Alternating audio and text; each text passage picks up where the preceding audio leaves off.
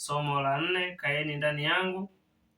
Tuna kitabu cha Yohana sura ya 15 ambacho tunatembea nacho kwa juma la wiki nzima, na leo siku ya Alhamisi kichwa cha somo kinasema kwa nini mateso yaendelee. Nitasoma ili tujue kwa nini mateso yaendelee, kisha tutaendelea hapo na mjadala. Anasema Ukristo ni mfumo ambao ukipokelewa na kutiiwa ungeeneza amani, maelewano na furaha duniani kote.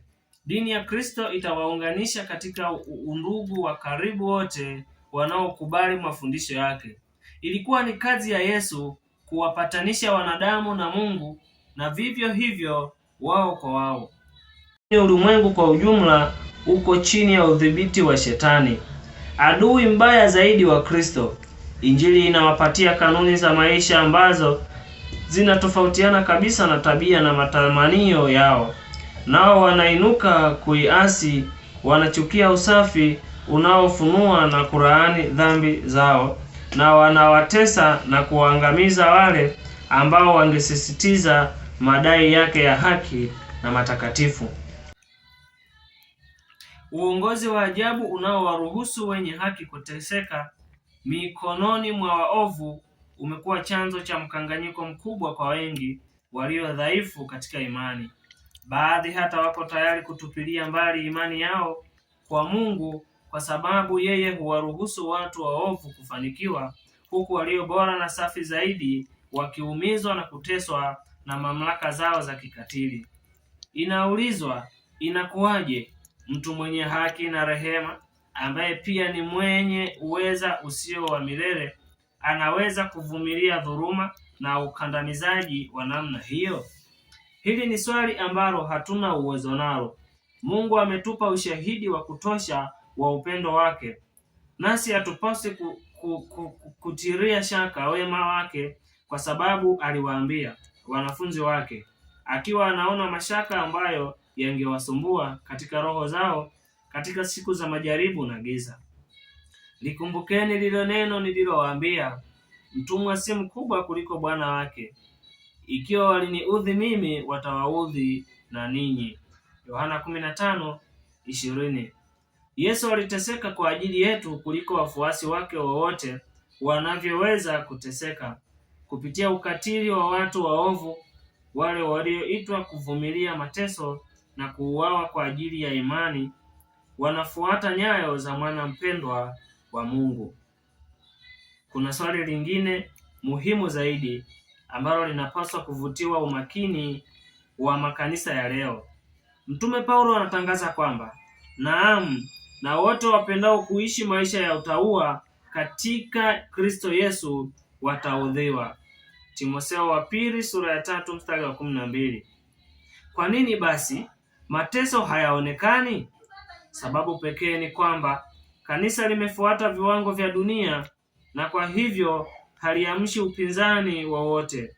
Dini iliyopo sasa katika siku zetu si ya tabia safi na takatifu iliyoashiria imani ya Kikristo katika siku za Kristo na mitume wake. Ni kwa sababu tu roho ya maafikiano na dhambi, kwa sababu ukweli mkuu wa neno la Mungu hautiliwi maanani, kwa sababu hakuna uchaji Mungu hata kidogo sana kanisani. Ndiyo maana Ukristo unaonekana kupendwa sana na ulimwengu. Hebu na kuwe na uamsho wa imani na nguvu ya kanisa la awali, ndipo roho ya mateso itafufuliwa na moto wa mateso utaamshwa tena. Ellen G. White, The Great Controversy, 1911, ukurasa wa 46 na 40 hadi 48. Tunaishia hapa, lakini tunachotaka kujifunza kwa siku ya leo ni kwamba kwa nini mateso yaendelee? Kwa nini mateso yaendelee? Yaani kuna nini? Kwa nini mateso yaendelee? Kwa sababu sisi kwanza tunafuata nyayo za nani? Za Yesu. Na anasema mtumwa si mkubwa kuliko bwana wake. Ikiwa walimuuzi Bwana, lazima na watumwa wataudhiwa. Kwa hiyo sisi sio wakubwa kuliko Yesu, ikiwa inamaanisha kwamba mtumwa si mkubwa kuliko bwana wake, inamaanisha kwamba sisi sio wakubwa kuliko Yesu mpaka tusiudhiwe, kwa sababu tunaudhiwa kwa sababu walimuuzi Yesu. Na kwenye Yohana hii sura ya 15 anasema kwamba walimuuzi yeye kwa sababu yeye alitununua kwa damu yake. Kwa hiyo kwa sababu sisi sio ulimwengu huu, ndio maana tunaudhiwa, lakini walio wa ulimwengu huu ndio hawatauziwa. Na kwenye kitabu cha Timotheo wa pili sura ya 3 mstari wa 12 Mtume Paulo anatangaza kwamba naam, na wote wapendao kuishi maisha ya utauwa katika Kristo Yesu wataudhiwa. Kwa wanaopenda kuishi maisha ya ukweli ya Biblia ya Kristo Yesu wataudhiwa. Na swali linaulizwa, kwa nini leo hakuna mateso? Yaani mateso hayaendelei. Kuna nini? Kuna nini ambacho kinafanya mateso yasifanyaje? Yasiendelee, yasitokee kama zamani? Kwa sababu zamani tunaona kwamba watu waliteswa kwa sababu ya injili ya kweli, kwa sababu ya kusimamia ukweli. Lakini sasa hivi hatuoni hiyo iwepo, roho ya ukatili isiwepo.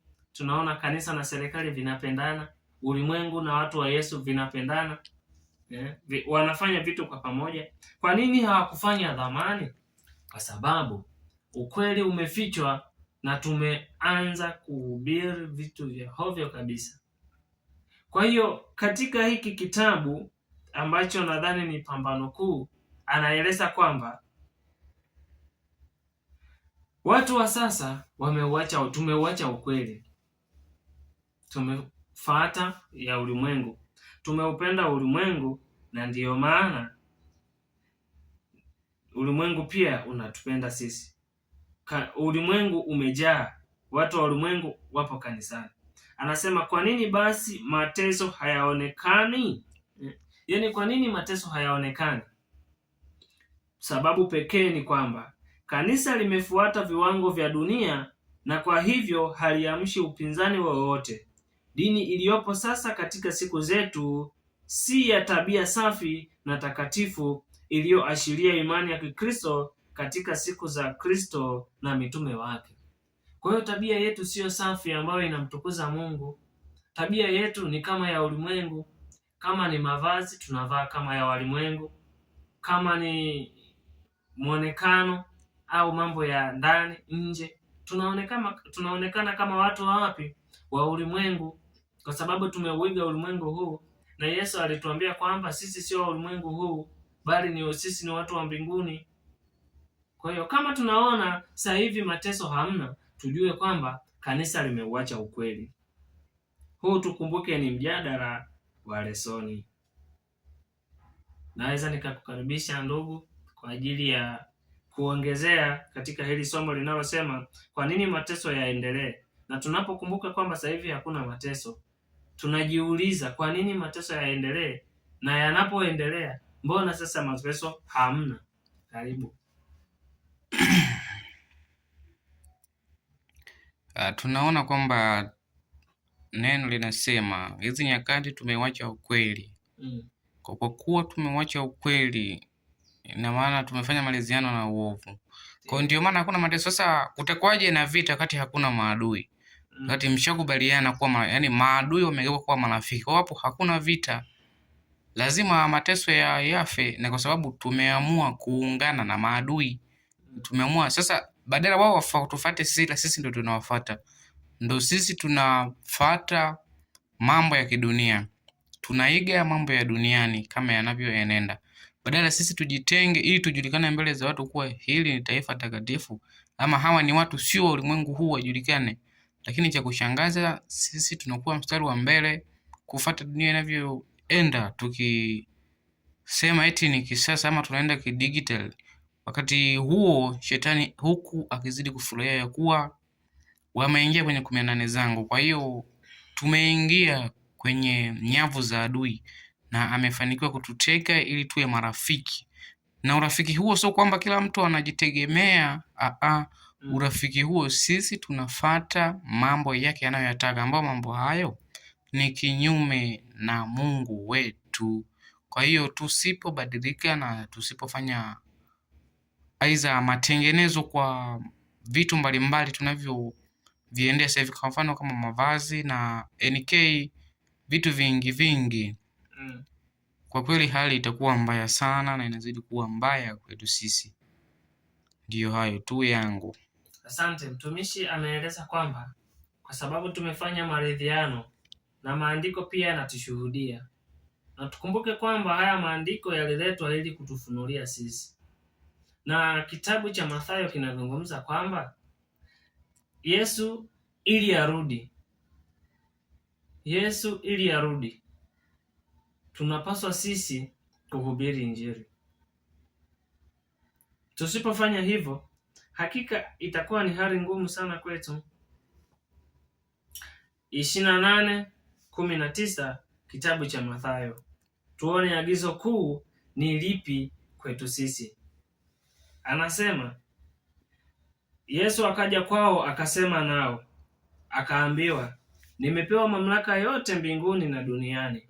Basi enendeni mkawafanye mataifa yote kuwa wanafunzi wangu, mkiwabatiza kwa jina la Baba na Mwana na Roho Mtakatifu, na kuwafundisha kuyashika yote niliyowaamuru ninyi, na tazama, mimi nipo pamoja nanyi siku zote hata ukamilifu wa dahari. Badala ya kuwafundisha Yesu alichotufundisha, tuwafundishe kuyashika yote ambayo Yesu aliyotufundisha, bali sisi tumekubali kufundishwa na kuyashika yale ambao wamefundishwa. Yaani badala ya sisi tuwafundishe habari njema, lakini wao wanatufundisha habari ya gizani. Kwa hiyo wapendwa, tunapaswa kurudi miguuni pa Yesu. Tunapaswa kujinyenyekeza mbele zake. Kitabu cha Mathayo 24. Hata alipokuwa ameketi katika mlima wa Mizeituni, wanafunzi wake wakamwendea kwa faraja wakisema, tuwaambie mambo hayo yatakuwa lini? Nayo ni nini dalili ya kuja kwako na ya mwisho wa dunia? Kitabu cha Mathayo 24 mstari wa 3. Wanamuuliza, wanahitaji dalili. Akawatajia dalili. Dalili ya kwanza anawaambia, dalili ya kwanza, wengi watakuja kwa jina la Yesu, watasema wao ni Kristo, watasema wao ni manabii, watadanganya wengi. Ishara ya pili, tutasikia vita. Ndio hivi tunavisikia, lakini anasema tusitishwe, maana hayo hayana budi kutukia na mwisho ule bado. Taifa litapigana na taifa, ufalme kupigana na ufalme, kutakuwa na njaa na matetemeko ya nchi kila mahali. Hayo yote ndiyo mwanzo wa utungu. Anasema wakati ninyi watawasaliti mpate dhiki. Ndio ile tunarejelea kwamba sisi sio wa ulimwengu huu. Kama walimtesa Yesu, na sisi lazima tutateswa. Kwa hiyo anasema wakati huo watawasaliti ninyi mpate dhiki, nao watawaua, nanyi mtakuwa watu wa kuchukiwa na mataifa yote kwa ajili ya jina langu.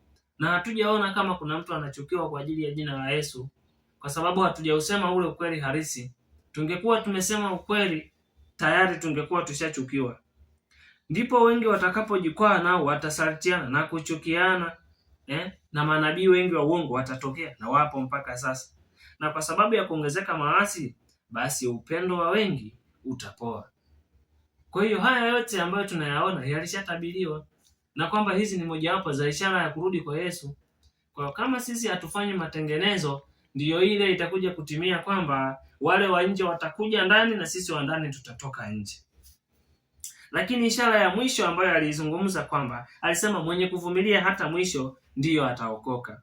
Lakini mstari wa 14 anasema, tena habari njema ya ufalme itahubiriwa katika ulimwengu wote na kuwa ushuhuda kwa mataifa yote, hapo ndipo ule mwisho utakapokuja.